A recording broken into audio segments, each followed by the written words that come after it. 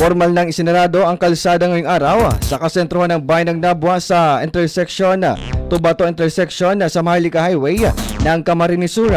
Simula kaninang alas 5 ng umaga hanggang alauna ng hapon ngayong araw. Habang bukas naman May 2, kaugnay sa selebrasyon ng Buwa-Buwaan Festival.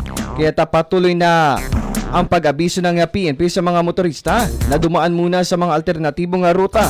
Ang mga biyahe mula Balatan to Naga City vice versa ay maaaring dumaan sa Albay Diversion Road, Bula Provincial Road.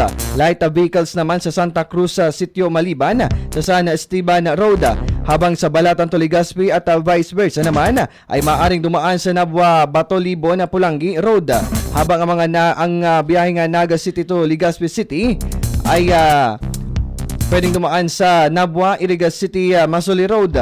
Samantala, ayon kay Nabwa PNP spokesperson Jonard Buenafe, nakaalalay ang PNP sa mga biyahero. Mayroon din namang mga signage na inilagay na abiso nito na agahan ang pagbiyahe at habaan ang pasensya para maiwasan ang anuman na insidente.